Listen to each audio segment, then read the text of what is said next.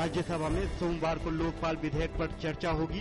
लोकसभा में पारित होने के बाद विधेयक को राज्यसभा में रखा गया था, लेकिन गतिरोध उत्पन्न होने पर विधेयक को राज्यसभा की सिलेक्ट कमेटी को भेज दिया गया था। सरकार ने सिलेक्ट कमेटी की 13 सिफारिशों को माना।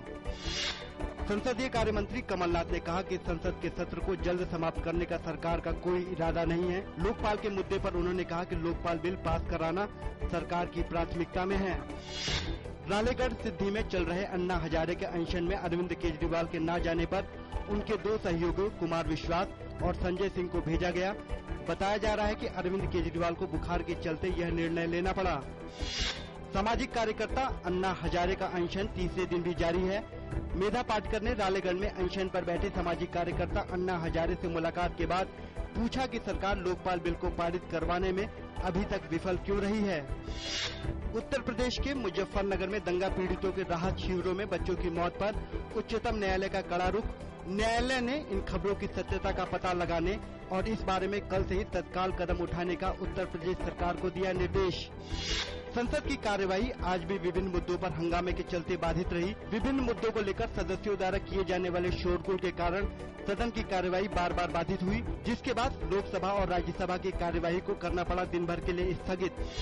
कानून मंत्री कपिल सिब्बल ने समलैंगिकता के मुद्दे पर सुप्रीम कोर्ट के फैसले पर ट्वीट करके कहा कि सरकार समलैंगिकता को अपराध के दायरे से बाहर लाने के लिए सभी विकल्पों पर विचार कर रही है। कांग्रेस अध्यक्ष सोनिया गांधी ने भी समलैंगिक अधिकारों के मुद्दे पर उच्चतम न्यायालय के फैसले से निराशा जताते हुए उम्मीद जताई है कि संसद इसका निराकरण करेगी। इलाहाबाद उच्च न्यायालय की पूर्ण पीठ ने उत्तर प्रदेश सरकार द्वारा आतंकवाद से जुड़े मामलों में आरोपियों के खिलाफ मुकदमे वापस लेने पर रोक लगाई। अपने फैसले में कोर्ट ने कहा कि राज्य सरकार को ऐसे मामलों में कार्रवाई करने का कोई अधिकार नहीं है। उत्तर प्रदेश सरकार द्वारा आतंकवादियों पर दर्ज मुकदमे वापस लिए जाने के मुद्दे पर इलाहाबाद हाई कोर्ट के फैसले पर प्रतिक्रिया देते हुए सपा नेता आजम खान ने कहा कि वे कोर्ट के फैसले का सम्मान करते हैं। उन्होंने कहा कि उन्हें न्याय प्रक्रिया पर पूरा भरोसा है। इलाहाबाद हाई कोर्ट द्वारा दिए गए फैसले पर प्रतिक्रिया देते हुए बसपा ने कहा कि अखिलेश सरकार को संवैधानिक संस्थाओं का सम्मान करना चाहिए। इलाहाबाद उच्च न्यायालय के फैसले पर प्रतिक्रिया देते हुए पूर्व गृह सचिव आर.के. सिंह ने कहा कि यह एकदम सही फैसला है। उन्होंने बताया कि प्रदेश सरकार केंद्रीय कानूनों से संबंधित मुकदमों की वापसी केंद्र की अनुमति के बगैर नहीं कर सकती। रमन सिंह ने आज छत्तीसगढ़ के मुख्यमंत्री के रूप में शपथ ली।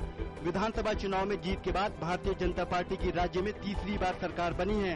रायपुर के पुलिस परेड मैदान में आयोजित समारोह में रमन सिंह को राज्यपाल ने पद और गोपनीयता की शपथ दिलाई।